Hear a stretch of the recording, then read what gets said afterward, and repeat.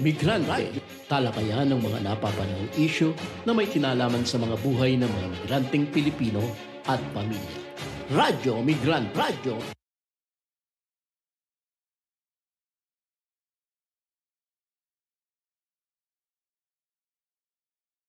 Hello, Mike Tess.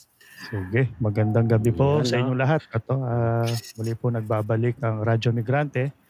At ngayong gabi ay malaman at masustansyang kwentuhan na naman ang ating gagawin. At bago po natin umpisan siyempre ating talakayan ay papapasintabi lang muna kami kasi kailangan lang natin talagang gawin. Batiin naman natin si Paring Chat dahil pangalawang linggo niya na to na hindi nakasama sa ating programa. Chat, kung nasaan ka man, ay sinusuportahan ka namin. Magparamdam ka. Alam namin na nararamdaman mo rin kami. Kaya nag-comment na siya. Magandang gabi sa'yo. Kaya nag-comment. Magandang gabi, Chat.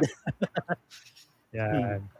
Pambawa mula sa Japan. Ako po si Roger Raimundo at welcome po sa Radyo Migrante. Yes, magandang gabi po sa inyong lahat.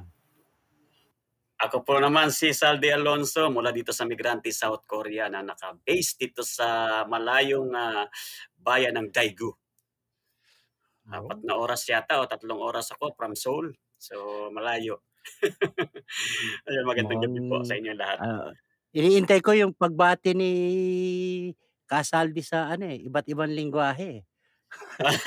Akala ko sinalo mo na ako mga nakarango na ako. Na-miss na namin yun Okay naman. Ayan.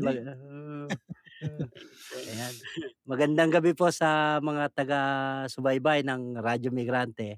Ako po si Edsel Villena ng Kapin sa Saitama Migrante, Japan. Kung meron po kayong comment at question, pwede nyo pong i-type dyan sa ating chat box para mabasa natin at matanong din natin ang kasama natin ngayon. Okay, saglit Okay. Siyempre, maya-maya ipapasok natin ang ating bisita mula sa Agham Youth. Bago po yan, siyempre, ang pag-uusapan po natin ngayong gabi ay siyempre may kinalaman ito doon sa iba't iba pang mga krisis, sabihin na natin, mga pangyayari sa ating lipunan. At tsak naman matutulungan tayo ng ating panauhin mamaya bakit nga ba anong ugnayan ng krisis sa klima na ating nararanasan sa iba't iba pang mga usapin na kinakaharap natin ngayon sa kasalukuyan. Lalo na ngayon sa Pilipinas, kahit siya hindi natin pwedeng ipagkaila na habang tumatagal o anong panahon yung init, napaka-sobrang init sa Pilipinas. At kapag umuulan naman, sobrang ulan at delubyo, ano nangyayari sa atin.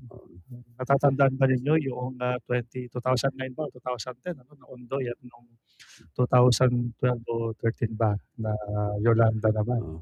Talagang hindi lang buhay ang nawala, pandi kabuhayan. Ito lang, itong nakaraan lang, di ba? Itong nakaraang summer, yung sobrang init na umabot halos ng 49 to 50.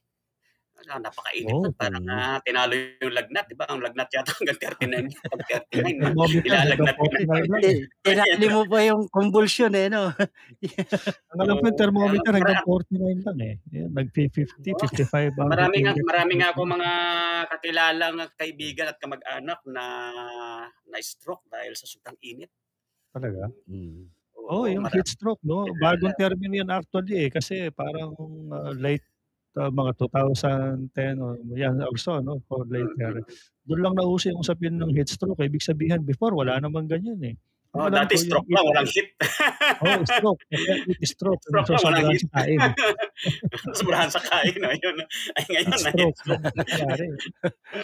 Nasobrahan sa init naman, Pero mamaya, aalamin natin kung bakit ba nagkakaroon ng pagbabago yung klima natin,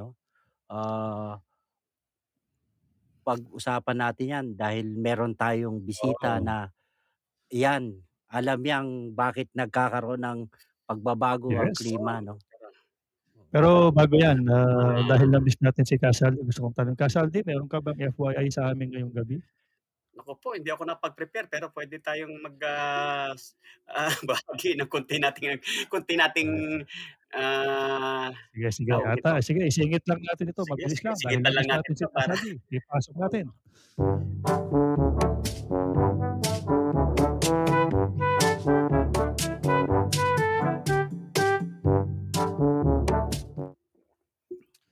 Yan, Kasadi, ayun. take it away.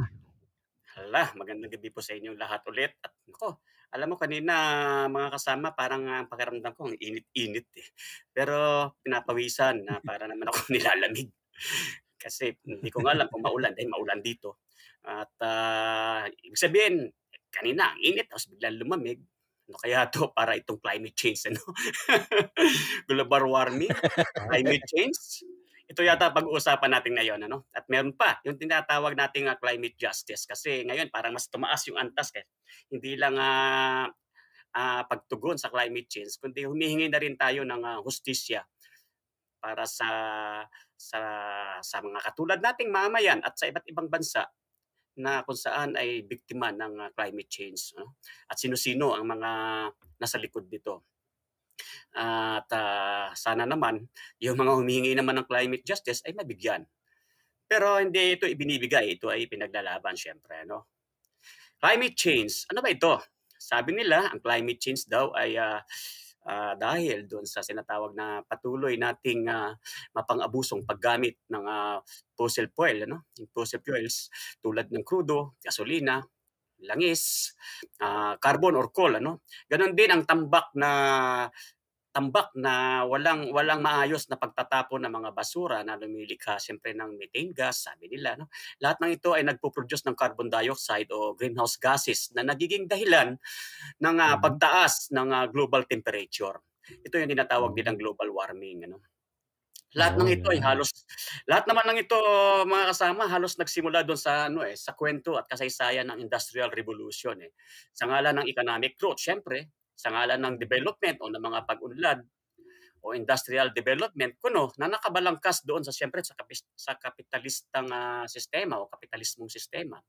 Kabuntot Mhm, siyempre ng, nakakawin siyempre lahat-lahat ng ito sa pagkamal ng sobra-sobrang profit o tubo, 'di ba? Pinasukan ng negosyo yung ating, ah, kalikasan. Ito ay, ah, siyempre nagresulta ng malawakang pagkasira, hindi lamang ng ating kalikasan kundi ng buhay din ng mamamayan. Nalinlang tayo at hindi natin naisalang-alang ang mga usapin na ito dahil na din sa inaasam natin at inaakalang ang mga pag-unlad na ito ang mag-aahon sa mamayan mula sa kahirapan at mapapagaan ang buhay nito dahil sa pangakong pag-unlad dala ng mhm. tinatawag nating industrialization o industrial revolution na nagsimula noon pa man ano. Ibig sabihin parang, ang talagang punot dulo nito, lahat naman tayo nangangarap na maging maunlad na bansa, eh. Maging industrialisadong bansa 'no. Magkaroon ng, napakaraming mga makina, napakamagagandang transportasyon. Lahat ng 'yan ay bahagi ng tinatawag daw na pag-unlad. Pero hindi natin naisalang-alang yung ating kalikasan. Yan, Gano'n 'yun. magandang O punto yan. sa isang banda parang ang United Nation, ay nangunguna at naglunsad sila ng annual, climate change conference 'no, at, para pag-usapan at, solusyonan ang suliraning ito. Bahagi ito ng kasunduan sa Historic Forest Agreement na noong 2015 na binuo ng halos sa 195 na mga bansa, kabilang ang Pilipinas ano. At nailatag dito yung mga paraan at, polisiya para sa climate change mitigations, tinatawag na adaptations at saka siyempre yung pangangalap ng pondo at finances para sa pagtugon sa mga Mhm, problemang ito.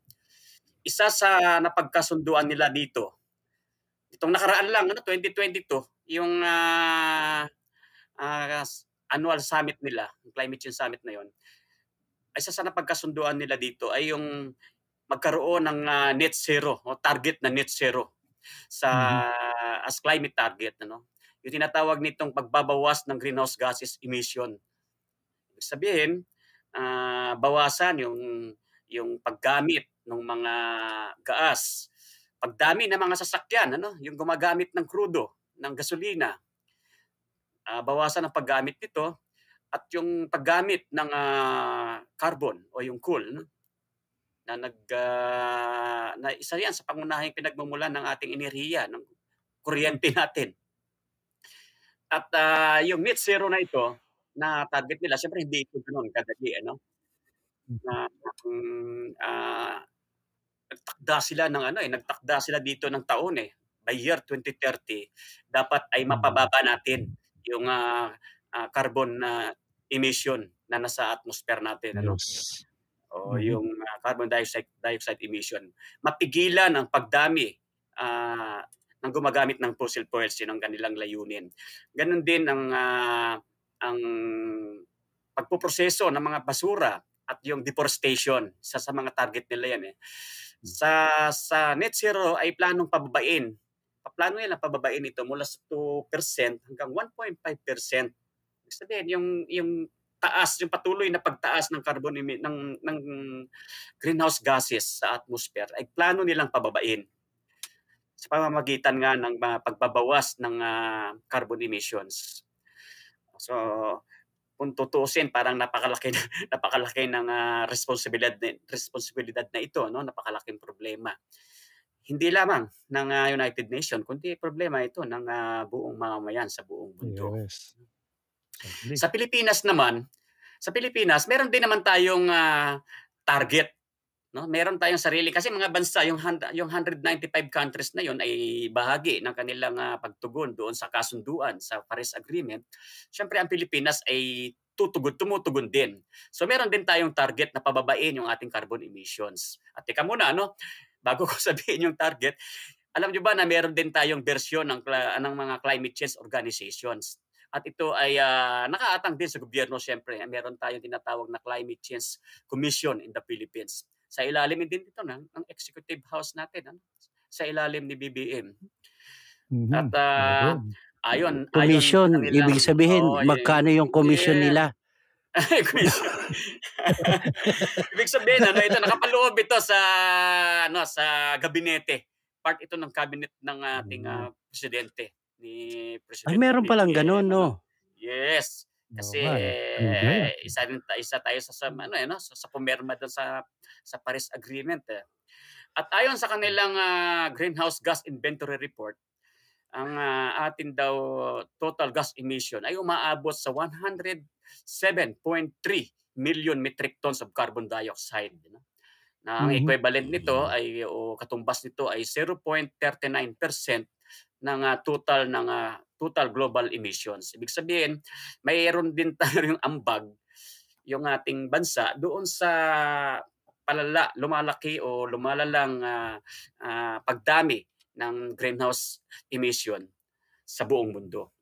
O sa ating atmosphere, At syempre, kung tutusin, parang maliit lang ito, Kaya lang kung ikukumpara mo, maliit lang ito kung ikukumpara mo doon sa mga mauunlad at mga malalaking bansa na nauna nang gumamit ng fossil fuels, tulad halimbawa ng Amerika, ng Russia, ng China, yung mga European countries, yung mga kapitalista, yung mga malalaking kapitalistang bansa, yung tinatawag nating G7, kabilang diyan.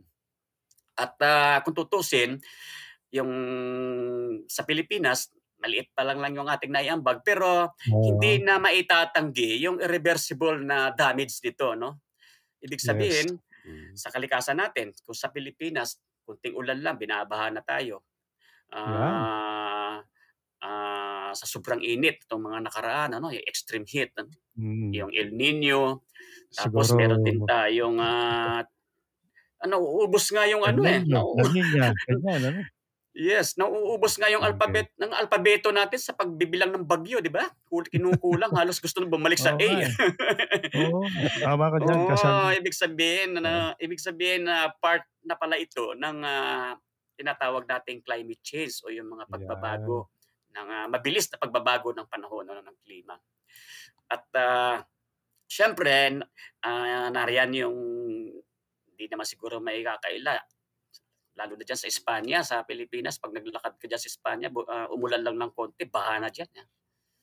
Mga Akala matinding ko pagbaha. sa Espanya yan eh. Tsaka sa lugar namin, sa Bulacan, grabe din yung pagbaha Oo. sa amin eh. Kahit saan ngayon, ganyan. Nakadagdag pa yung ginagawang diyan sa Manila Bay, yung ginagawang reclamation area Yan. diyan sa Manila Bay. Mamaya Nakadagdag pa yun ng pagtaas ng tubig. Ipasok natin mamaya ang ating bisita para mag-elaborate pa dyan sa... Bukod pa doon, yung tumataas, yung pag-absorb ng dagat, ibig sabihin yung tulad halimbawa nung nangyari doon sa Leyte, sa Ormoc. Oo. Di ba? At tumataas din yung level ng tubig sa dagat. Ibig sabihin, kung dati ay nasa malayo yung pampang mo, ngayon dumidikit yung Kati. Di ba? Oo. At lahat ng ito, syempre bukod sa pagkasira ng ating kalikasan, nakakadagdag dito ng pagkasira ng maraming kabuhayan ng ating mga mamamayan, lalong-lalo na ng mga kababayan nating mga magsasaka. Hindi makapagtanim ng maayos dahil sa panahon ng tag-init, tuyong-tuyo yung kanilang mga sakahan. Sa panahon naman na meron na silang pananim, babagyuhin naman sila. Halos wawasakin naman yung buong mga pananim. So malaki ang epekto nito sa kabuhayan ng mga kababayan natin. Okay.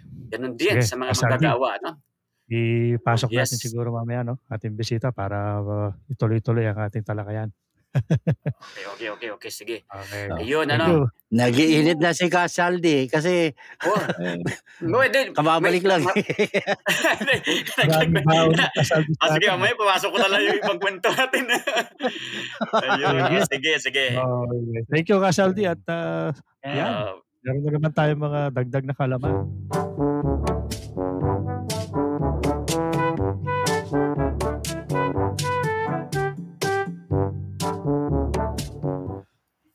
Yan, maraming salamat Casaldi, at dahil pinainit mo lalo ang klima dahil sa mga karagdagang impormasyon. Pawisan tuloy ako eh.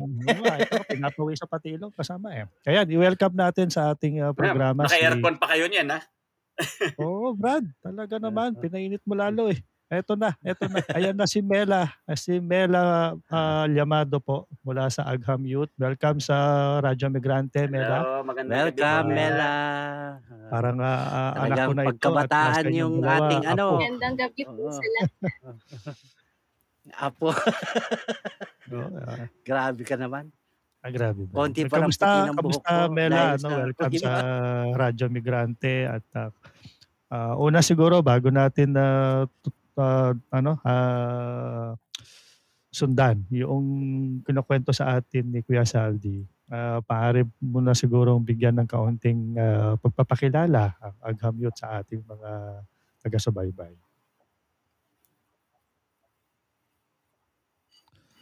Ayan, hello. Ako po si Mela mula sa Agham Youth. So yung Agham Youth, kami, parang youth organization po kami, mga kabataan na nag-a-advocate para sa pro-people, science, and technology. So syempre, dahil ganun yung advocacy ng aming organization, part doon sa mga ina-advocate din namin ay yung maayos na environment, kasi hindi naman magiging pro-people yung science and technology, di ba? Kung ano man yung mga pag-advance sa technologies na nakita natin, never siyang magiging para sa mamamayan kung siya ay destructive doon sa ating kalikasan. So dahil doon, eventually, nagtayo kami ng alliance. Ito yung YACAP, yung Youth Advocates for Climate Action Philippines.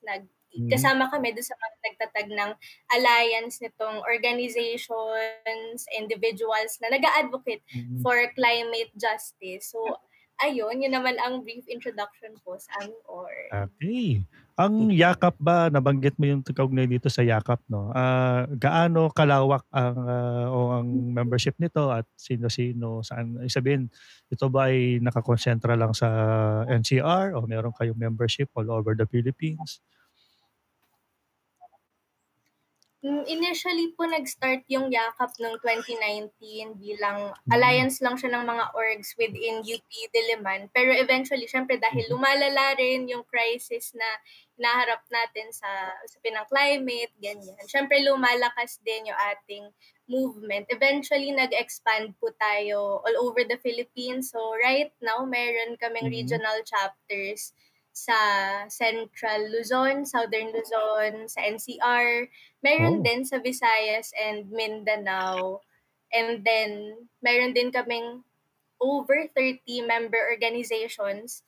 Labas pa yung mga individual membership namin na scattered all over the Philippines talaga siya. Ayun. Ayun, no?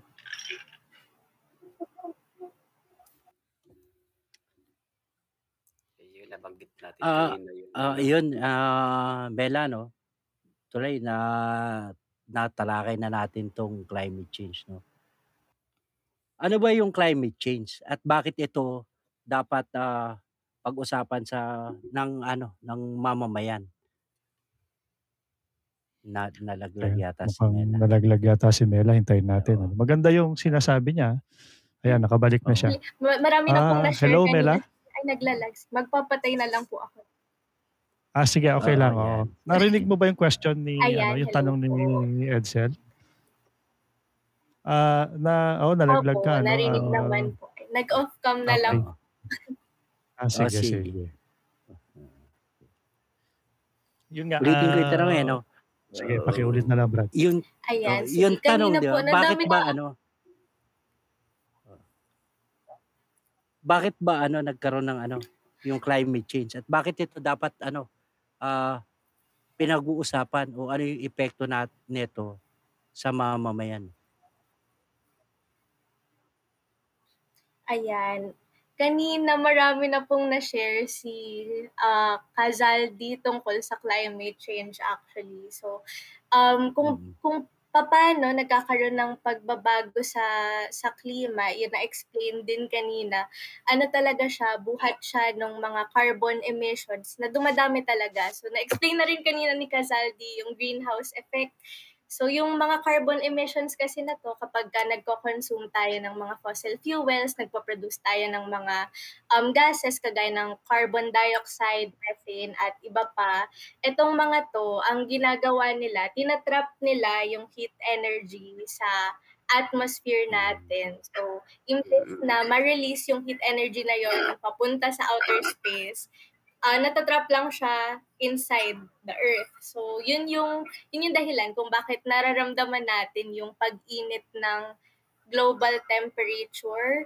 And yung climate change, yun nga, kaya natin sinasabi na merong krisis sa klima. Nakikita natin exponentially, tumataas talaga yung temperature ever since nangyari yung industrialization, ever since nag-start siya dun sa mga certain countries like US, Russia, eventually sa China, Japan, etc. So, ever since then, pataas lang talaga siya ng pataas. Yung sinasabi nga natin, parang siya, every year na madadaanan natin ngayon, magiging coldest year na siya ng ating buhay. Kasi kung ngayon, na parang ang sentiments natin sa panahon ay sobrang init, next year pwede nating asahan sa predictions na mas mainit pa siya. So, yun siya. Tapos kung bakit naman nangyayari na sobrang dami nating napoproduce na carbon emissions, so marami kasi pwedeng source ng carbon gases. Marami namang pwedeng source ng mga greenhouse gases na to. So, kapag huminga tayo, pwede tayong may ma-produce na carbon dioxide. Pag may nabubulok na mga bagay, may napoproduce siya na carbon dioxide. Pero sa usapin ng climate crisis, it's very important na tanungin natin kung ano yung largest source ng mga carbon emissions na to. Tapos, ayun din, kagaya na rin nung sa FYI ni Kazaldi kanina, no? Ano talaga siya? Yung pinakamalaking source niya, yung industrial production talaga. Kasi sa current economic economic system natin ngayon, sa system of production natin, tayo, profit-oriented. Syempre, kung profit-oriented tayo, marami tayong gustong i-produce, di ba? Yung mga malalaking kumpanya, gusto nilang mag-produce ng marami kasi sa tingin nila, doon nila maximize yung kita nila. So, dahil doon, nagpo-produce tayo ng mga produkto na more than kung ano yung amount na kailangan natin. Sa process na yun, gumagamit tayo ng sobrang daming fossil fuels. And dun din, sa process na yun, nakapag-produce tayo ng sobrang daming carbon. So, dahil doon, parang nakakakita tayo ng hindi talaga normal na pagtaas ng temperature. So, ayun siya. Kagaya ngayon, sobrang init lumabas. Sobrang init sa Pilipinas. Pero hindi lang. Yan, parang kapag lalabas ka ng tanghali, feeling natin sunog na yung balat natin. Yung nababanggit kanina, marami talagang nagiging marami ng heat stroke. Ayan, pero nung mga bata-bata kasi kami, yung tipong pagpapasok ka ng paaralan, di ba? Yung alas 7, bago mag-alas 8, kailangan nasa paaralan ka na eh. O alas 7 ba? Yung panahon na yun talagang napakaano pa. Totoo. Yung bang nakakapag-enjoy ka na maglakad sa init, no? Ngayon, nung nire-require pa yung mga basketball pa nga ako ng tanghalin tapat eh. Nire-require pa yung mga estudyante nun, Brad, na magpainit hanggang alas 9. Yung vitamin D, di ba pag mag-exercise kang ganun-ganun, di ba? Vitamin D yun, sabi ng teacher, kaya kailangan lalabas at mag-exercise. Ngayon, hindi na pwede. Heat stroke ang aabutin mo. Pag hindi na kaya. Oo, no? At saka nagkakaroon ka ng cancer sa balat ba yun? Yung sobrang init. Opo. Sakit sa mga balat. Opo, skin cancer po. Pero magandang punto yung binabanggit ni Mela. Of course, yung binanggit nga din ni Casaldi doon sa FYI, na malaking salik talaga ng pagkasira o yung damage sa kalikasan na dinadanas natin, yung epekto nito, ay mula doon sa walang habas na industrialisasyon. Sabi nga ni Mela, ay because of profiting mula doon sa mga industrial activities. Naisip ko lang, para bang kung babalikan natin, last week ba? Na naging bisita natin dito yung si Camody ng Piston. At isa sila doon sa biktima nitong sinasabing effort ng ating gobyerno para di umano sa pag-aayos kasi yung PUB modernization plan, ang nakatutok ito doon sa pagtugon ng Pilipinas di umano para doon sa kalikasan, sa polusyon, pagbawas sa polusyon. Pero kung ganun ba yun, batay doon sa mga pag-aaral at research, ibig sabihin pala ay itong pinagmumulan nitong PUB modernization plan na sinasabi nila para sa kalikasan ay mali din ang tuntungan nito kung tutuusin. Yes po, kasi yun yung nagiging problem ngayon dun sa mga solutions na nilalako sa atin ng Philippine government pagdating sa pag-resolve ng krisis sa klima. Kasi yung mga ganitong solutions niya, hindi niya kino-consider, hindi niya ina-acknowledge yung sino ba talaga yung pinaka-accountable, sino ba talaga yung may pinaka-maraming carbon emissions. And right now, hindi naman yung mga jeepney drivers natin yun, di ba? Talaga siya, mga greenwashing, false climate solution siya na naglalagay ng burden sa mga mamamayan. Actually, yung mga mamamayan na nga yung nagbe-bear ng brunt, sila na yung nagsasuffer doon sa climate crisis, sila yung binabaha, sila yung heat stroke, sila yung nakaranas ng tagtuyot. Yes. Tapos doon sa mga climate solutions pa ng ating gobyerno, pa siya, makapaminsala din sa kabuhayan ng mamamayan. So hindi lang nga po PUVMP yung example niyan, andyan din yung mga tinatayo nila na renewable energy sources. Tapos ang displacement yung windmill. Yung email daw ni Bongbong, ano.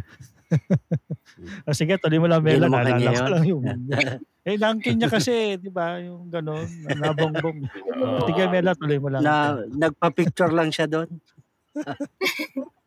Actually po sa panahon ni Marcos, parang sobrang daming tinatayo ulit ng mga renewable energy projects. Pero nakikita natin, usually tinatayo siya kung saan yung mga ancestral lands ng ating mga katutubo or yung mga dating sakahan ng mga magsasaka. So, minomonopolyo ulit nila yung mga lupa na yan para magtayo sila ng mga renewable energy projects na pinopostura nila na for climate solution daw siya, pero sa totoo hindi talaga siya yun nga, hindi naman talaga siya greatly nakaka-contribute dun sa pagbawas globally ng mga carbon emissions natin. Pangalawa, tong mga project pa na to, pumapabor siya sa mga dayuhang korporasyon kasi usually sila naman yung mga co-owned ng mga or kaya may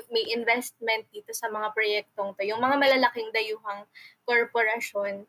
So dito talaga pag pinag-usapan natin yung climate crisis and paghingi ng climate justice, kaya natin sinasabi na justice siya kasi 'di ba? Kailangan natin i-acknowledge na yung contributions natin sa climate crisis, iba-iba yung antas niya. May mga bansa, may mga corporations na mas malaki talaga yung kino-contribute dun sa total nating carbon emissions.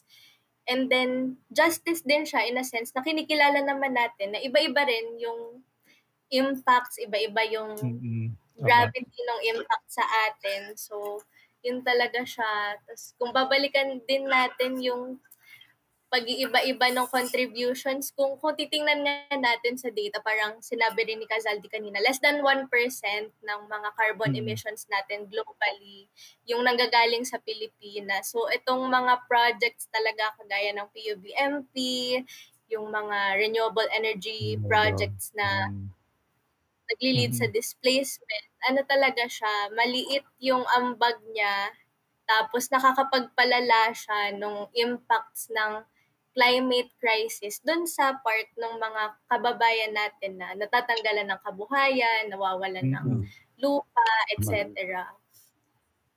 Yung tanong ko lang, Mela, yung, di ba kasi pinag-uusapan natin yung carbon, no? Paano naman yung nagda-dump ng mga chemicals, no, doon sa mga pabrika na papunta sa ilog, tumutungo sa dagat? May epekto rin ba to doon sa climate change? Yung mga basura, kagaya po nung nabanggit kanina, no, pwede siyang mag-produce ng mga greenhouse gases nating tinatawag. So, part siya ng pwedeng impact. But also, meron din siyang compounding effect dun sa environmental destruction na kinokos niya. So part din talaga nung pagpanawagan natin for climate justice ay yung wag further sirain yung kalikasan natin kasi parang patong-patong siya na problema na parang lumalala yung loss of biodiversity, kung dumudumi yung mga whatever natin, yung mga food sources natin, syempre affected din. Tapos dadagdagan mo pa ng climate crisis na lalong nagpapalala din ganon. So parang sa atin sa pagpanawagan natin for climate justice, pwedeng hindi direct yung epekto ng pagkasira ng kalikasan, pero part siya sa mga pinaglalaban natin kasi bahagi naman nung tinatawag natin na climate adaptation, yung protektahan kung ano yung meron tayo, protektahan yung kabuhayan, pagkain ng mamamayan para hindi lumala lalo yung epekto ng krisis sa klima na nararanasan na Yan, diba, parang ang pagkakaano ko, no, na parang pagka sobra yung carbon, kulang yung oxygen. Parang ganon, di ba? Kaya nagkakaroon ng ano. Yes, kasi, di ba yung halimbawa, yun sa dagat, yung mga halaman dagat, di ba nakakapag-produce to ng oxygen? Yes po. Saka kaya So, niyang ayun, kapag i-absorb yung kaya pati niyang i-absorb yung yung pagdami ng carbon emissions. Halimbawa, yung maraming kapag nalalason yung dagat, siyempre yung mga corals, yung mga algae, yung mga ano diyan, mga mga tawag dito. Nakalimutan ko yung word yan, yung natural na proseso na kung saan ina-absorb niya yung dumi ng hangin ay narayan nandiyan sa dagat Bukod pa yung mga puno, yung pagdami ng mga punong kahoy, yung mga dahon, ina-absorb niya. Hindi ba pinag-aralan ng gobyerno bakit kung yung climate crisis, di ba dapat alam nila kung paano susolusyonan. Ang ginagawa nila, lalo pa nilang sinisira yung kalikasan para makatulong tayo doon sa pagbabago ng klima, di ba? Ang ginagawa nila, magtambak ng dagat. Tambakan yung dagat para gaano Yung ba mga kalaki yung reclamations, no? epekto nito? Oo. Yung mga reclamations na to doon sa krisis natin sa klima. malaki po yung epekto niya kasi marami dun sa mga nire-reclaim na parts ng land. Siyempre, yung iba dyan, pwede sanang pagtaniman ng mga mangrove na ano din siya, pwede siyang, yung sinasabi ni Kazaldi kanina, pwede siyang mag-serve as a carbon sink. So, important kasi especially yung mga mangroves, serve ng mga carbon na nasa atmosphere. Pero dahil ang ginagawa nila, nagtatambak sila ng mga lupa. So, imbis na mabuhay pa sana yung mga mangrove forests natin, so nasisira pa sila. So, lalong, di ba, nagko-compound siya dun sa problem natin ng climate crisis. Tapos bukod dun, yun din po yung sinasabi ko kanina na parang nakakadagdag siya dun sa krisis na nararanasan sa bahagi ng mamamayan, ng mga mangingisda na affected kasi 'di ba pwedeng sila dahil nasa coastline sila, pwedeng sila yung babahain, pwedeng apektado yung kanilang kabuhayan sa parts ng sa mga extreme weather events. Tapos, syempre, wala namang suporta sa mga mangingisdang binibigay yung gobyerno. So, marami din sa mga mangingisda natin yung naghirap din talaga itaguyod yung kanilang kabuhayan. Tapos, dadagdagan mo pa ng mga mapaminsalang proyektong to, aabalahin pa natin yung kabuhayan nila dun sa mga reclamation projects na to. Kaya ngayon, part din po talaga ng mga kinakampanya naming mga Envi-orgs, kahit yung kaming org na pinaglalaban yung climate justice, ay ayun nga, tutulan po talaga yung mga reclamation projects kasi sobrang lawak ng saklaw niya. Parang buong perimeter po ng Manila Bay yung nire-reclaim nila. And hindi lang siya sa Manila Bay, mayroon din sa ibang areas of the Philippines. Hanggang Bulacan yata yan Opo, mula Cavite hanggang pababa, Bulacan. pataas, hanggang Central Luzon. May part ng Central Luzon na abutin yan Laki na nga ng epekto sa amin yan sa Bulacan. Grabe na ang mga pagbaha sa amin.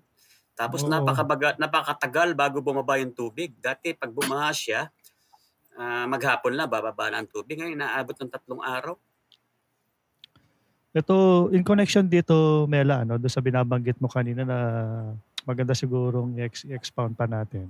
Itong usapin nung tinatawag ninyo na greenwashing, ito in relation siguro doon sa mga hakbang na ginagawa ng gobyerno o ng mga gobyerno kasi hindi lang naman sa Pilipinas ina-address ang impacts ng climate change. Pero particular sa Pilipinas, una, meron bang proyekto ang kasalukuyang administrasyon ni BBM in terms of program para sa mitigation ng impacts ng climate change? At the same time, paano actually ito nakikinabang o napapakinabangan ng mamamayan kung meron yung efforts ng gobyerno para tugunan ng mga suliranin na kinakaharap natin sa usapin ng krisis sa klima?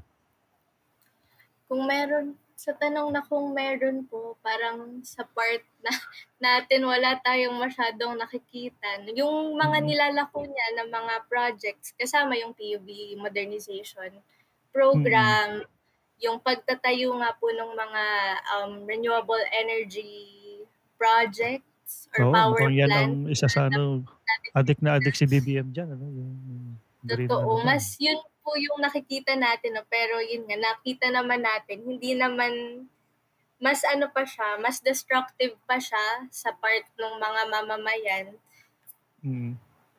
Kumpara sa kung nag-benefit ba tayo doon or whatever. Si BBM din ay nagpa-participate naman siya dun sa mga international assemblies natin para pag-usapan yung pag-reduce ng mga carbon emissions natin, pero until now wala tayong nakikitang mga concrete na hakbang para justly mag-reduce talaga ng carbon emissions. So yun, mas pinupuruhan pa niya yung mga jeepney drivers kumpara dun sa mga kumpanya ng gas, for example, yung mga Shell, etc. Tapos, dadagdag pa nga natin yung mga pagpapahintulot niya ng mga environmentally destructive projects kagaya ng reclamation, yung mga pagpapasok niya sa mga minahan. Na syempre, kagaya rin siya ng reclamation na meron siyang compounding effects dun sa kung paano man tayo naapektuhan ng krisis sa klima. Ano pa bang mga ginawan? Yung kawalan ng support sa mga magsasaka na dumaranas ng El Nino, hindi rin natin nakita yung support doon sa side nila. So kung doon po sa tanong na meron ba, parang negative pa yan. Pero meron tayong na-marites dyan, Kasaldi, di ba? Meron kang binabanggit kanina. Kaugnay dyan sa, parang pork barrel yata yan. Hindi pa para sa... may malaki. Actually, di ba meron nga silang Climate Change Commission. At siyempre, yung Climate Change Commission na yan, yung commission? Merong pondo. Merong pondo sila na galing din sa ating General Appropriation. Galing din sa budget natin. Napakalaki niyan, Billion, pero maliit siya kung ikukumpara sa laki ng problema ng natin sa kalikasan o sa climate change, Yes. Maabot din ito ng 543.4 billion.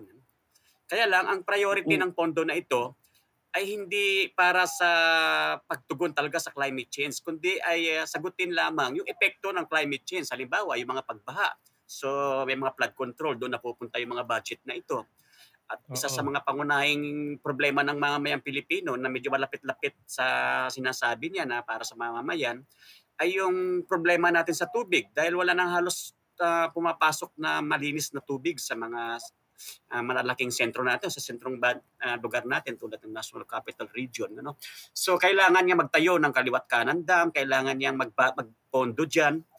Meron itong sabuatan sa iba't ibang sangay sa gobyerno tulad ng DENR at saka sa Department of Energy. Lahat ng yan may mga sabuatan ng mga sangay na yan. Pagdating sa pera, sabuatan yan sila Alam mo naman yan. At saka napakalabo. Nagkaka-unity sa ng pondo. Alain mo yung 543.4 billion, paghahati-hatian nila yan, At saka isa pa, mga kasama, malabo pati na maaksyonan talaga ng gobyerno, matumbok ng gobyerno yung talagang problema sa usapin ng pagre-reduce ng carbon emission. Kasi 61% ng source nga ng ating energy o yung pinagkukuhanan natin ng ating kuryente ay galing sa gas, galing sa crudo at galing sa coal. Diba? 61% yan, napakalaki niyan. At yan ay may malaking nagpo-produce talaga ng ng maraming carbon emission, nagkakaroon talaga greenhouse gases, So ang ganong pagtingin sa tingin ko kasi yung ganyan kasing kalagayan ng ating bansa na kung saan meron ang dominanting kultura at kontradiksyon ay nakakawing siyempre doon sa political na bangayan at ng mga nasa gobyerno. At siyempre doon sa mga malakolonyal at malakyudal na mga kasunduan sa negosyo, di ba? Lahat ng yan, dagdag pa yung corruption, dagdag pa yung dynastiya, dagdag pa yung wardrobeism. Lalo ditong pinababagal yung pagtugon sa talagang problema natin sa climate change. Pinababagal ng mga sistemang ito. So Maaaring ano pa nga halimbawa, eh, tulad nga talagang ng ayaw sinasabi talagang ni tugunan Camila, eh. ni Camila, so yung sinasabi ni Camila kanina, paano patitigilin yung pagpo-produce ng fossil fuels, yung pagpo-produce ng maraming pagbabawas natin ng carbon emission. Kung tuloy-tuloy naman nating pinapapasok yung mga malalaking negosyo ng langis, tuloy-tuloy natin na binibigyan ng pabor yung mga malalaking negosyo ng minahan ng carbon o ng coal, di ba? Paano natin matutugunan yan kung tuloy-tuloy natin ginagawa yan? So napakalabo na makalipat tayo ng 100% o kahit wala 50% doon sa tinatawag niyang renewable energy. Parang Ang malabo target tayong nga makapasok sa gano'n. 2030, malapit na yun ilang taon na lang. Oo, 2024 na ngayon, 6 na taon na lang. So,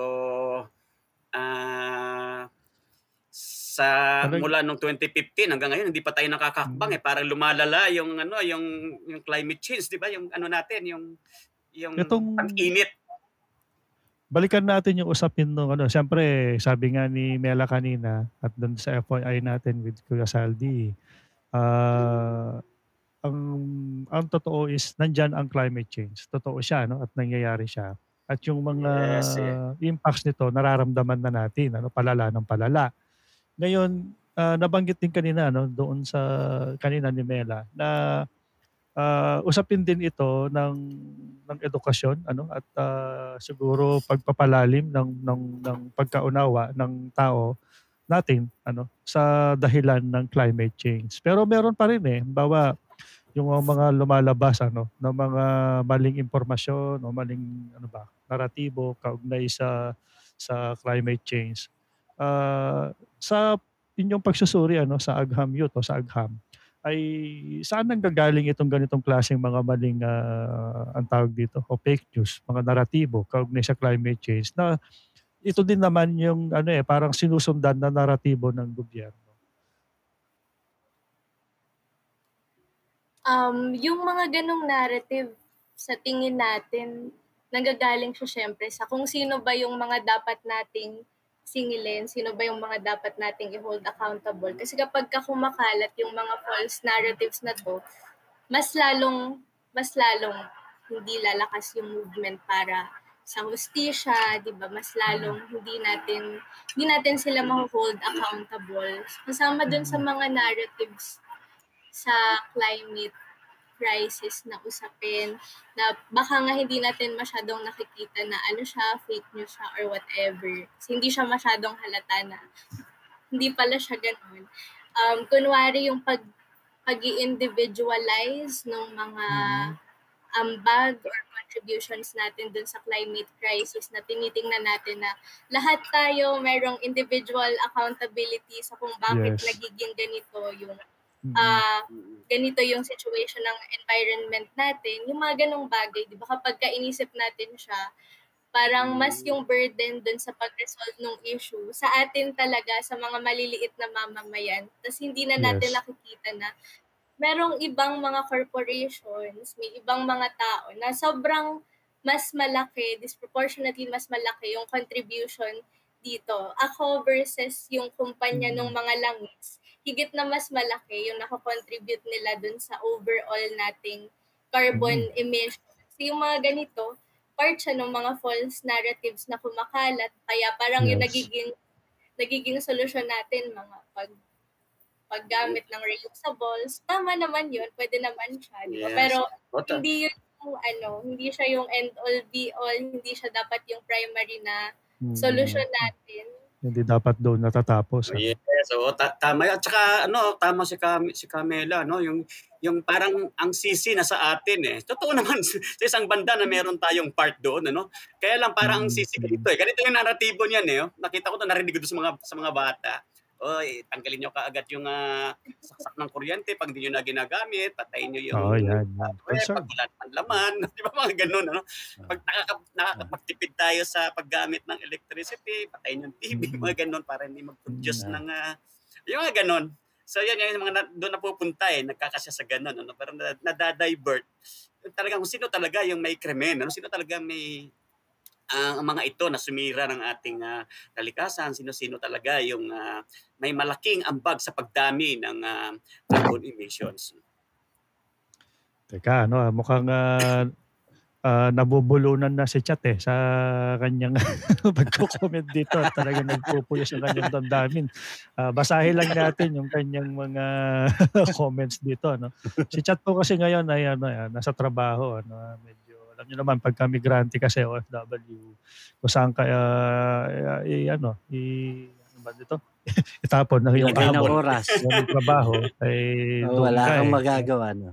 Ano po yan, patuloy natin na pinaglalaban of course yung ganyan mga sitwasyon. Pero may panahon talaga na tinutulak ng pangailangan. May panahon Ayun, talagang aping-api. Kasama yan sa nilulunok natin araw-araw. Ngayon sabi ni Chat, dito siya naglalabas sa samana doon sa chat box natin. Sabi niya, ito muna, Philippines should start sa pagpapasara ng mga destructive mining. Magandang point yan. Siguro mamaya pwede pang mag-elaborate si Mela. Ito pa, numero unong destructive ang mga imperialistang bansa na dahil naano siya nga, dahil nga talagang gigil na gigil si Chat, mali din yung may typo sabi niya na inaabuso ang kalikasan ng mga may hirap na bansa para dambungin ang likas na yaman.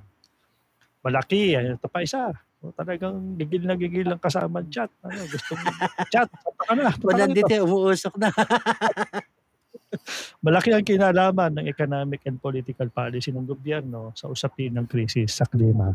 Magandang 3 punto ito, yung usapin ng paglalatag doon sa ang realidad ng climate change.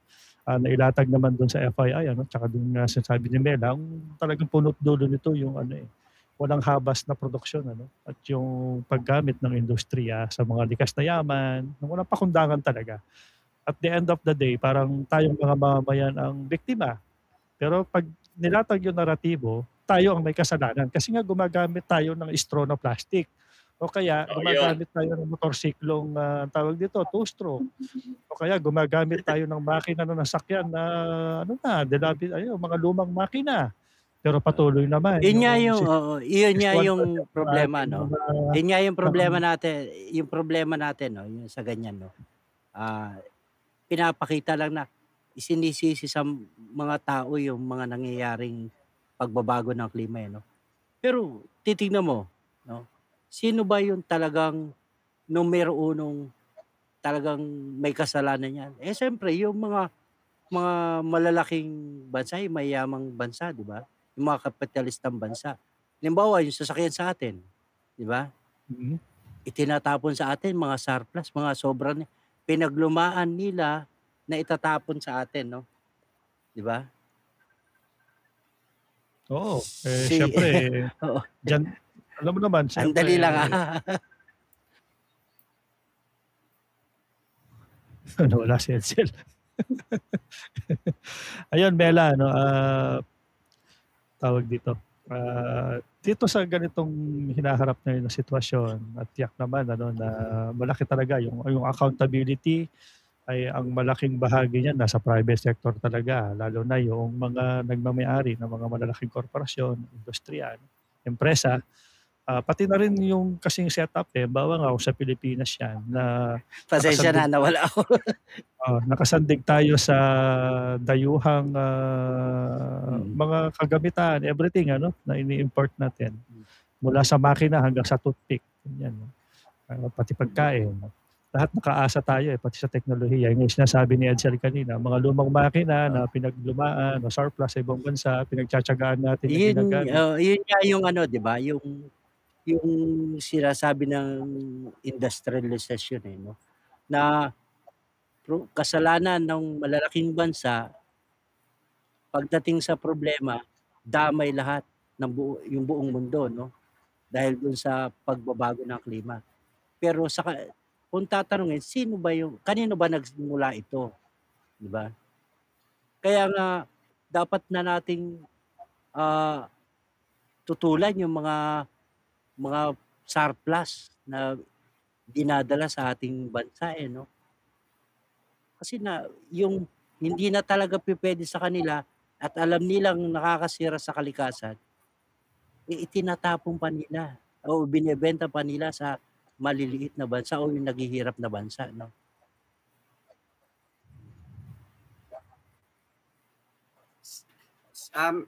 mayroon siguro akong tatanong kay Camila ngayon yung usapin ng na-identify na natin yung kasi nasa proseso tayo na humingi tayo ng climate justice. So yung mga pangunahin nating aksyon o panawagan para masolusyonan talaga natin yung problema sa usapin ng climate change na yan. Ayan, sige. Yung isa po, in terms of policies na currently merong nakabinben sa House of Representatives na Klima Bill. Final siya last 2023 lang in time para dun sa ginanap din na UN Climate Change Conference last year noong November. Hopefully, ito makita ng mga current leaders natin na kailangan natin siya. Kasi itong bill na to, laman niya yung mga pagkakaroon natin ng mga concrete mechanisms talaga para effectively makapag-reduce tayo ng emissions, mechanisms para makapanghingi tayo ng mga climate reparations kasi kinikilala nga natin na tayo, less than 1% lang yung ambag ng Pilipinas dun sa carbon emissions, kung bakit tayo may krisis sa klima, pero tayo yung isa sa mga pinaka-affected talaga. Actually, parang fourth tayo sa countries na most affected ng climate crisis. So part ng mga panawagan natin yung paghingi ng mga climate reparations mula dun sa mga bansa na pinaka-responsible para dun sa krisis sa klima na nararanasan natin ngayon. So part din ng mga pinapanawagan natin yung pag-cancel ng debt financing natin, yung mga utang natin sa World Bank kasi nakakahinder yung kawalan natin ng pondo dun sa, syempre, pagkakaroon natin ng mga climate resilient and adaptive na mga technologies and infrastructures. And also, ayun nga, parang nakikita natin sa history ng Pilipinas, malaki yung dinambong sa atin ng mga environmental resources, maraming mga kinulimbat ni yung mga mga mayayamang bansa mula sa atin na lalong nakakapagpalala ng mga effects ng climate change sa part ng mga mamamayan. So, tingin natin just na i-cancel yung mga utang natin sa World Bank. Part siya ng pagdemand natin for climate justice. So, syempre, bukod doon, yung mga hakbang din na gusto sana nating makita mula sa current government natin kasi nakatali na rin kagaya nung nababanggit natin kanina kahit yung laban ng mga chuper against PUV modernization program, laban ng mga isda against nalaglag si Yan, babalik yan. na. Nakabalik na po ako. Yun. Sinasabi ko kanina, yung mga laban ng mga iba't ibang sektor ng lipunan natin, mga mangingisda, mga chuper, katali siya dun sa paglaban natin for climate justice. So, sa atin, gusto natin tigilan yung mga false solutions na lalong nakakapaminsala doon sa mamamayan. So, tigilan yung PUV modernization program, tigilan yung reclamation, and then, syempre magbigay sana ng suporta para dun sa mga magsasaka na affected ng El Nino. And sa darating din na La Nina na haharapin naman natin for the next half of the year. Kasi sa El Nino pa nga lang, parang hindi natin nakita na merong talaga, malawakang suporta sa part ng mga magsasaka na affected talaga yung livelihood. Kasama rin, ayan, yung nababanggit din sa chat, pag-abolish sa Mining Act of 1995, part din siya kasi gusto natin tigilan talaga din yung mga iba pang environmentally destructive projects na lalo ring nakakapagpalala ng krisis sa klima. So yung pagpapatigil natin sa pag-over-extractive na pagmimina ng mga dayuhang korporasyon sa kalupaan natin, gusto nating ipatigil yan. Yung malawakan na deforestation, illegal logging na hanggang ngayon kahit Nagpapatuloy kahit walang gubat. Hanggang ngayon hindi pa rin natitigil. Pinapayagan pa rin. So yung mga ganitong panawagan, bahagi siya ng pag-demand natin for climate justice. So, yun naman siya. Mela, may tanong pa ba, Kasaldi? O kahit siya? Nagko-commit lang sana ako ng konti. Napaka-progressive at napakatalas nung kanilang mga panawagan. Yes. Na talagang dinedireksyon nito yung paghingi talaga ng katarungan mula sa mga pangunahing nag-abuso sa ating kalikasan. Yun. Mela, at sabi ito nga itong mga programa natin this June papuntang July, lahat ng ito ay nakadireksyon para doon sa pagsalubong natin sa SONA ng mahal na ano ba 'yun? Ng mahal na ang hirap banggitin yung Pangulo tapos BBM magkasunod ng Pangulo. Sabihin na lang natin ng Pangulo sa July 22 ba o 24. Matanong naman namin kayo sa Agham Youth kung kayo ang tatanungin at magsosona na muli ang Pangulo. May grado ba? Ayoko nang tanungin kung anong grado. May grado ba kayong ibibigay sa Pangulo sa kanyang nagawa para sa kapakanan ng kalikasan? Kung kayo ang tatanungin, may grado ba kayong ibibigay sa kanya? Kung Hindi may na yan grado gagraduate. pa, meron naman. Baka po, kung pwedeng negative yung grado. Nako. Dahil negative yung mga nagbuwan para sa pagpupulit natin sa climate crisis. Okay. Maraming salamat, Mela. Negative no? Maraming sa kabataan salamat, talaga. Hindi, Sa maglalagay yan si kabataan BBM. talaga, negative no? Negative yung kanilang grado kay BBM. No? Tulad nung isang bisita nating kabataan. No? Negative din. Last si Jody ng Narayot. even si Kamodi, sabi nga ni Kamodi, kalabasan na lang. Yun. Kalabasan upo tsaka kalabasan.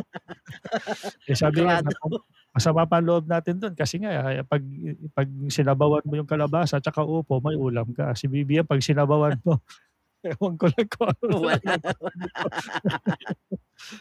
Ayun, maraming salamat sa iyo, Mela. At siguro last na lang, alam namin meron kayong kampanya ngayon sa Manila Bay, kaugnay sa mga reclamation sites. Last words na lang and anything campaign na gusto ninyong ipalaganap. Ayan, yung sa part ng mga kampanya natin sa Manila Bay, tuloy-tuloy pa rin yung pagpapanawagan natin against para ipatigil yung reclamation. So last year nga parang naglabas po ng verbal order si Marcos Jr. para ipatigil yung mga reclamation projects. Pero hanggang ngayon, tuloy-tuloy pa rin siya. So continuous naman yung ating campaign. Totoo po yan.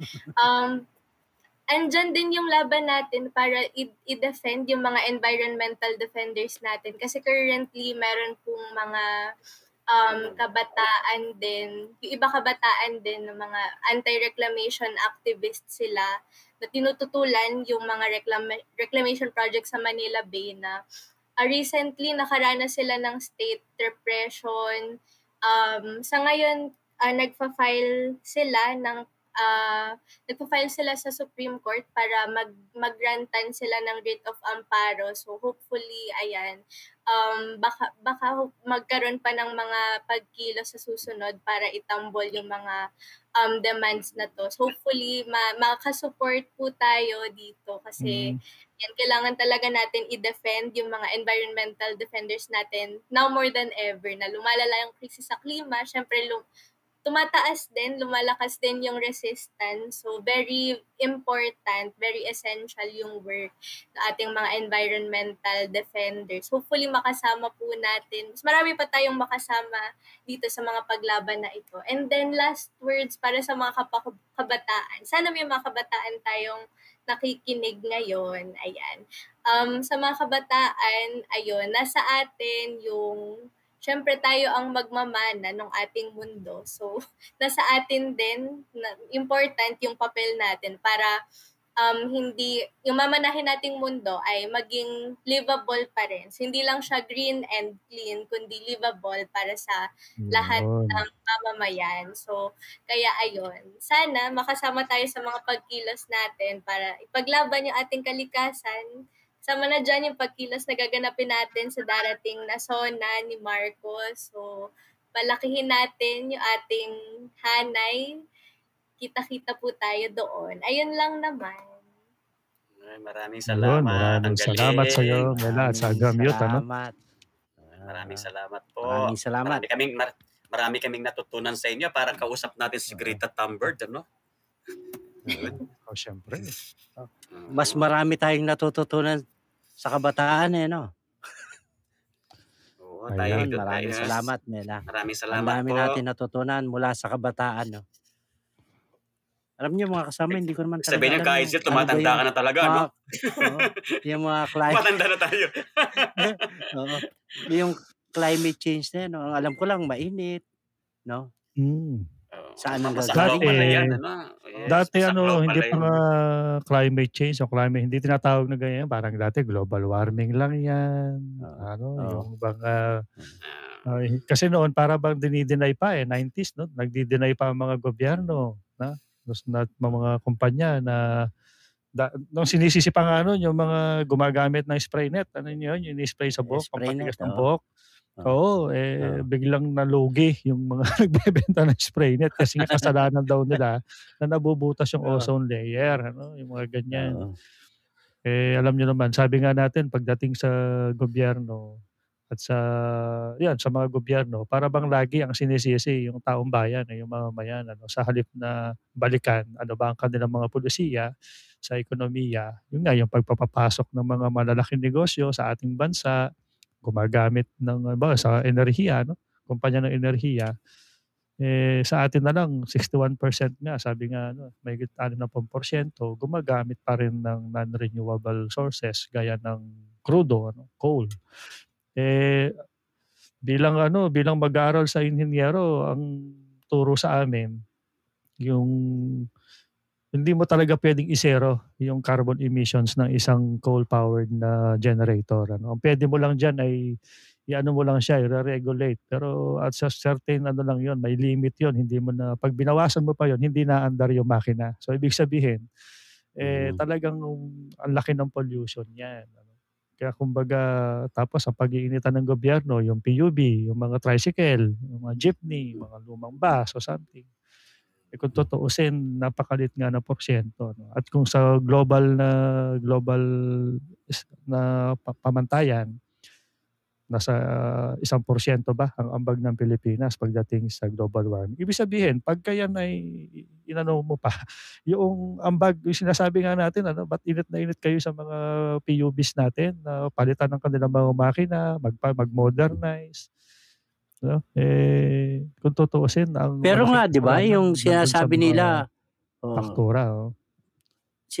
Sinasabi ng gobyerno, malaki yung ambag ng mga jeepney sa pollution, no?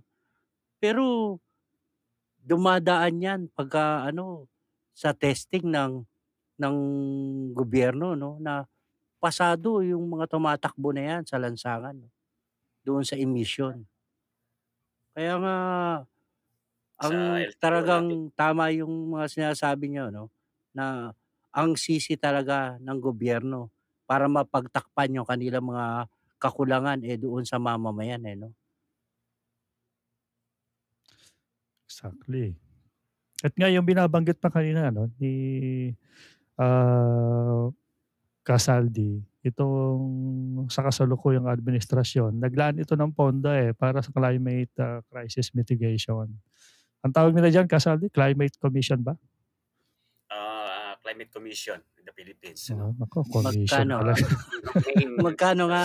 Bilyon Ang bilyon ng pondo niyan. ang main target niya siyempre yung climate change mitigation tsaka yung mga adaptation Yes. strategies, nandiyan yan. Nako, Tapos magandang pakinggan, siyempre eh, no? may nakabalangkas diyan doon sa climate change plan nila, yung mga lahat ng yan, marami silang yung climate Pero and kumpara sa resilience, ibang administrasyon, kumpara sa ibang administrasyon, kay BBM lang nauso ito, ano?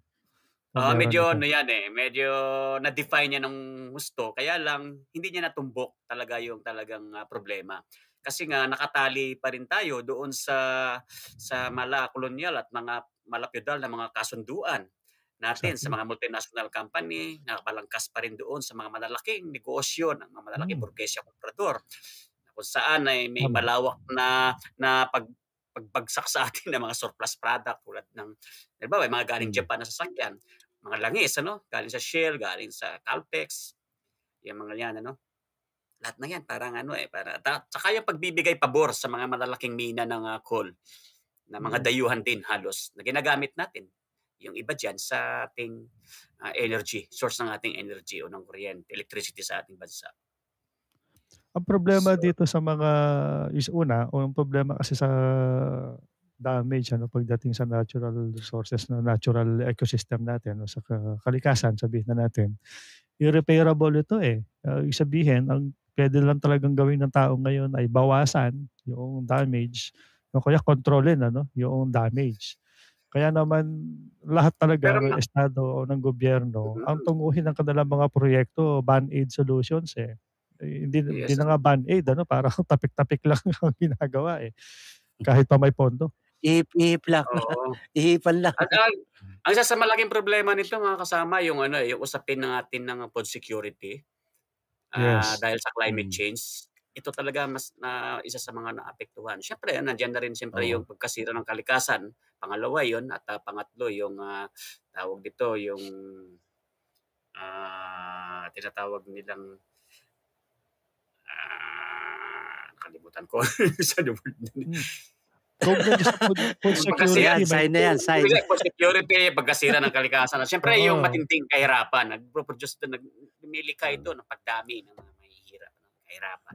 Sana ito yung tinumbok. Oo, maganda siguro nga na talagang yung climate change, di ba? Yung sinasabi natin kanina, yung El Nino, wala naman tayo talaga nakitang paano ba sinolusyonan ng gobyerno ito para doon sa mga magsasaka, o paano yung tulong solusyon nga para market roads mapabuti yung para mapabuti yung kalagayan ng magsasaka.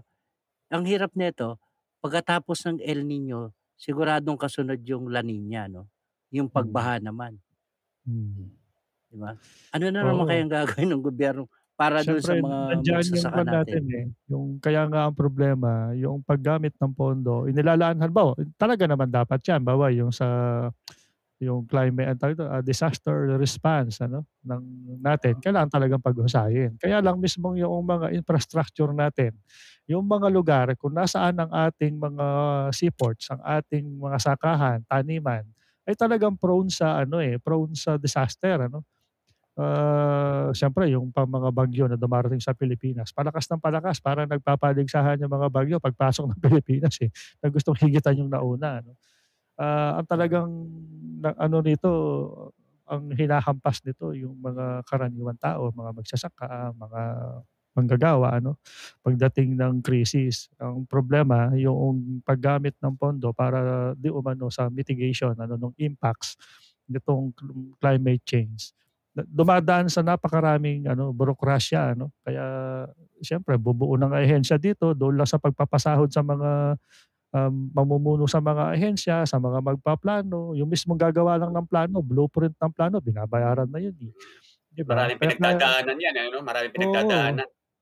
Kaya kahit pa bilyon ang pondo halimbawa nitong crisis mitigation na ito sa climate change, pag yan napunta sa komisyon, sabi nga ni Edsel, magkano ang komisyon ng komisyoner? Yung mga tao ng komisyoner, ng secretary, ng undersecretary. Magkano yung komisyon? Problema din talaga yung yung inherent sa gobyerno natin, yung corruption. Ayan at, isa na namang mahigit isang oras ano, mga kasama na mainit na talakayan at talagang nakakaano rin ano, na ang mga kabataan natin ngayon aktibo at talagang, kalahok sa mga usapin ng mamamayan. Noong nakaraang mga linggo 'di ba, ang bisita natin ay, galing sa, Nara Youth. Narayo. Ngayon naman ay Agham Youth, ano. Noong nakaraan kasi wala pang Piston Youth kaya si Kamodi ang ating bisita at talagang, mula doon ano, Eh, oo, wait natin sa baka susunod na magkaroon punto, na ng Piston Youth. Joke magsasalita lang. yung anak ni Kamodi diyan, sa susunod na Oo, panahon. at, Piston Youth. siyempre gusto po natin ano sa ating mga kababayan na una ay, kilalanin ano ang papel ng mga kabataan sa ating lipunan. Hindi po ano lang sunod-sunod dapat ano sa mas nakakatanda ang mga kabataan kundi dapat hinuhubog sila na mamuno at, pamunuan ang ating bayan. Eh, kung ang matututunan nila yung pamamaraan natin, okay kung maganda yung ipapasa natin pero kung ang sa loob ng gobyerno alam naman natin na lahat ng sabihin karamihan ng mga naupo sa gobyerno kahit kabataan ano, yung mula SK hanggang ano, nahubog na diyan sa ano, talagang kakainin ng sistema at ng korapsyon. Kaya iba rin ano na mayroong mga kabataan na totoong, hindi man sa aktuwal na pagsali sa politika kundi doon sa pagtataguyod ng interes ng mamamayan, ay kalahok sila. Ako ay proud Yes. ano, proud ako na ako ay na-recruit ng Anak Bayan noong year 2000. Wow. At hanggang ngayon bitbit natin yung ganyang diwa ng pagiging Wow. bata sa puso, sa diwa. Siyempre si Alam ko Kaizel din. Proud din alam siya ko na kayong dalawa na-recruit siya dati kadena ng kayo, anak. 'di ba? Oo, Ako naman kadena. proud member naman ako ng League of Filipino Students. Oh, Yun, yan. LFS. Oo. Wow. Hanggang ngayon meron pa yung mga Yan. organisasyon na yan. Siyempre, Proud tayo sa mga may nananatiling youth sa ating puso at diwang mapanlaban. yan. Yung kadena wala na, Brad. Winasak kasi ng ano yan, Wala. winasak Wala kasi yan ng Orban na insurrection yung kanilang naging ano na, naging pero Anak Bayan na. marami akong mga kamparet kaibigan na sa kadena na mga mahuhusay naman sila hanggang ngayon ay kumikilos sa mga Oo. kanilang mga komunidad. Yan.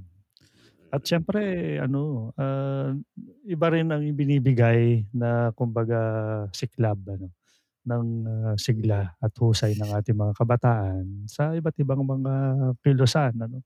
Kaya kumbaga, sabi ni Chat, "Youth pa rin ako sa puso." Oo, alam namin matagal na ano. Sa Oo. sa huli kahit tayo ay mga nagkakaedad na samahan natin yung ating mga kabataan, samahan natin si Camila na labanan yung humingi ng climate justice ano. At siyempre yung pinakamatalas at matapang na paglaban ay Ito siyempre pala yung tapusin yung Meron. malakolonyal at malapyudal na paghahari ng mga malalaking burgesyo komprador, ng mga Panginoong may lupa at ng imperialista sa ating bansa siyempre. Yan.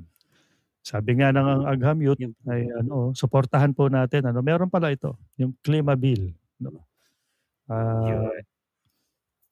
Sana ito ay talagang ano 'no, pag-usapan at, ipasa at maipasa na sa parang lalong madaling panahon. hindi ako familiar diyan ano, ma-research nga natin yan ano. Alam mo nauna pa nga yung Maharlika Bill kaysa diyan sa mga ganyang kahalagang mga panukalang batas. Nung mga nakaraan na-overwhelm tayo ng divorce bill Lagay ba yan? puro divorce bill ang yung pinag-uusapan natin ngayon mga nakaraan kaya hindi tayo familiar masyado no? So kailangan natin mag-familiarize tayo sa ganyang usapan. Yes, oo. Sige. Yan mga kasama at, mahigit isang oras na naman tayo at, maraming salamat ano sa ating mga kababayan na nakatunghay ngayong gabi. I-share po ninyo ang ating, programa, mapapanood niyo pa rin po sa Facebook page ng Radyo Migrante at Migrante Korea. Nasa YouTube din po kami, sa YouTube channel ng Radyo Migrante at Migrante Korea. At sabi nga, nasa Spotify din. Maya-maya mga isang oras siguro ay mapapakinggan nyo na ang programa na yung gabi sa Spotify. Hanapin nyo lang po, search nyo lang yung Radyo Migrante, lalabas po doon yung ating mga nakaraang programa, pati sa ngayong gabi. O sige mga kasama, magpaalam na tayo. Yes, Ayun. Yes. Oh. Yes, magandang gabi sa inyong lahat. Hanggang dito Nagkaya. na lang po. At sa sunod, magkita-kita ulit tayo. O, sana kasama na natin ulit si Katchat. Kung wala man ako, basta nandyan si Katchat, okay na yun. Masaya na ako. Iyon. Yun, magandang gabi po sa lahat, no? Nawa po marami tayong natutunan. Ako, especially ako, marami po ako natutunan sa gabing ito sa talakayan natin. Muli po ako si Edsel Villena ng Kapin Saitama Migrante Japan.